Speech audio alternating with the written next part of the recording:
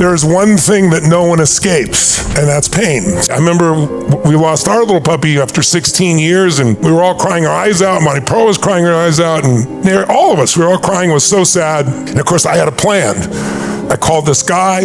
He's going to come in as soon as the dog passed, take DNA, and we're going to regrow the same animal. I actually did this, but it didn't work. And it was like, oh my God, will we ever have this kind of joy again? And sure enough, we found our current puppy who we also love. It didn't make anything less. Suffering is a choice, but pain is going to be part of life at times. Everyone is going to experience pain. You think someone who's got it so much better than you don't want to trade with them. A friend of mine once said years ago, he goes, if life was a deck of cards, 52 cards, and each one represented a different life. And one was somebody who seemed to have this beautiful life, when somebody was blind. Would you really put your card back of this life and pick another one? With all the problems, with all the pain, with all the disappointments, with all the hurts. So I've been obsessed with post-traumatic growth, primarily because I've had plenty of trauma in my life early on, and it's just like, I'm not going to let it stop me. I just can't. I won't, because I had a sense of a higher purpose. Here's what I need you to understand. Everyone is going to go through enormous stress at some point, extreme stress. We've already probably been through it, and you probably will be again. But here's what you need to know. When you don't give up, when you don't let it break you, and the only word language I would play with my friend, it doesn't break you. It only breaks you if you use that language.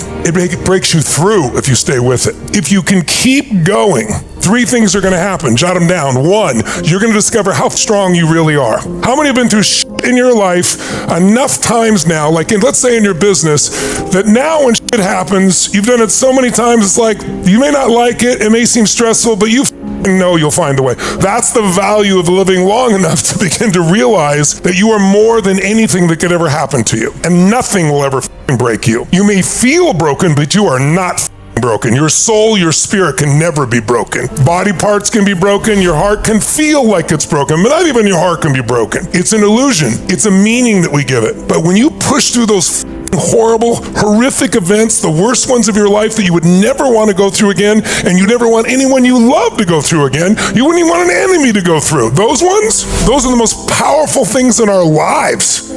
How many of you could think of something 10, 20, 30 years ago, something happened so horrible, and at the time you thought it was the worst thing on earth, but 5, 10, 15, 20 years later, you look back on it and go, man, that made me so much stronger. It made me care so much more. So the pain only remains as long as we have a negative meaning for it. Number 2, when you push through those unbelievably stressful things that all of us are going to experience in our life, no matter how much money you have, no matter how smart you are, no matter how kind you are, no matter how great and connected to God you are, you will experience these stressful events. Extreme stress. What am I talking about? Things that none of us want to think about. Your home being destroyed or burned down, or a hurricane coming by, your dog passing away who is the love of your life, your friend passing away, someone stealing from you. The worst memories, the worst things you imagine, we will all experience some of that in our life. All of us. No one's going to escape it, and there's no protection from it. We have to go through it. But when you go through it, not only discover how f***ing strong you are, number 2, you discover who your real friends are, who your real chosen family is. Because those are the people that will stand beside you during that time, when everybody else, like you're radioactive, or they don't know what the to say, or they avoid. And you don't need a million friends to be happy. When they talked about relationships, if you got 1 or 2 or 3, one person that you really trust and respect and love and really trusts and respects you that's there, you have gold. And I happen to care about a lot of people, and the more people you care about, the more stress you will probably have. They're all going to go through different situations in life, and they're all going to hit stressful moments, and if you care about them, you're going to feel that too. So what I've had to learn to do is, I was in constant reaction. I care so much that I would either not know what to do, or I'd get so connected to the pain they had I couldn't help. I had to learn how to step out of that and serve them. And if you saw, for example, some of you saw the documentary, Tony Robbins, I'm Not Your Guru. And there's a scene in that film where I just did this work with a young girl, I still get emotional thinking about it, who was, raised by her parents, and they all thought having sex with children. Remember, she's part of that cult. And so it was beautiful. Like, God came through me, everything worked, these 3 uncles, all the things those seen, it was just beautiful and magic. And so I'm feeling what she felt, but I couldn't feel it during the time. But then afterwards, the grace of it all, and then I went backstage and cameraman's banging on the door. Tony said we could follow him the whole time. We want to capture the whole thing. But it was good they did it because people could see another side of me. And then I'm sitting back there crying. And I'm crying I'm crying because I'm letting go of the trauma that I felt for that person as them. And I'm feeling the tears of grace, thinking, thank God, God somehow put me through all the that I've been through in my life so that I could develop the muscle so I could help anyone. Because I can help them not because I can verbalize, I can help because I've done it again and again and again with me and now tens of millions of people. You want to know that it's worth it because I'm going to know who really matters to me and I matter too.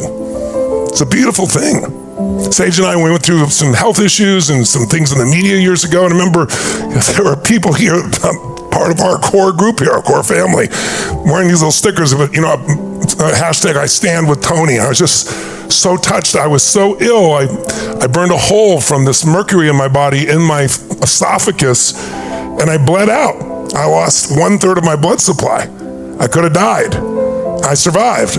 And then I had to get on a week later to be on stage, A Date with Destiny, in the middle of all this shit that was going on. And sure enough, something blew and they rushed me to the hospital. They're like, we gotta drain your kidneys and we're gonna do this and we're gonna do that and you're gonna be here for a few days. And I said, no, I'm in the middle of this event. And I got up and I was on a wheelchair because I couldn't walk. And I got up there to serve, and then all these people came back and all this love came back my way. And it was like, thank you, God. It's like, I've always wanted to serve, and I was being served. We all are here to serve each other. It was beautiful, and I got to go, here's who my real family is. These are the people that matter. I matter to them, they matter to me. And then the third thing you get when you push through those extreme moments of stress, those extreme can be losing your cat or your dog as much as a child, because whoever you love, loss is loss. And when you go through that piece, the other thing that happens when you get to the other side is you discover you develop a level of immunity to the future ones. It's like on the other side of it there, you start after enough of the experiences, you have an immunity, meaning you bounce back so much faster. Nothing takes you down like it did. That's part of growing. So I offer you an alternative choice for you to consider. Nothing will break me, ever. It may look like it may feel like it, but I am more than anything that can ever be done to me or happen within my life. I am soul, I am spirit. That is eternal. And I just want to say one more thing, and that is this. You will hang on to your pain until you find something you value more than your pain. Please write that down and don't forget it.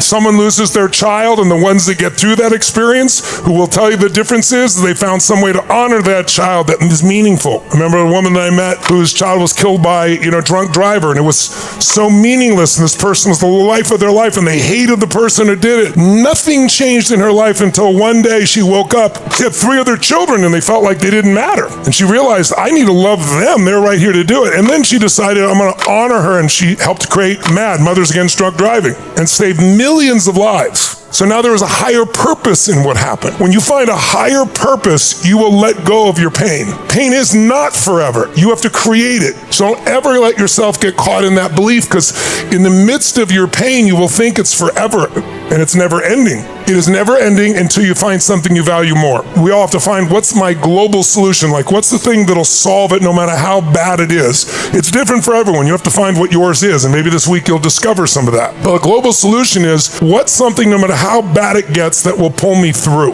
That could be a spiritual belief, a belief in God. It could be a belief that everything does happen for a reason, and trusting in your soul that's not true, not just your mind. For me, it was like, I'm not the only one who has this experience, no matter how bad it is, whether it's emotional, psychological, spiritual, financial, family, whatever it is. But I know that if I can figure this out, I can help millions of other people not have to go through this pain.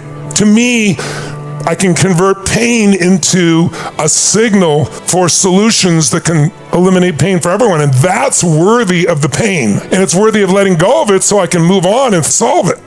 Otherwise, we get addicted to our pain.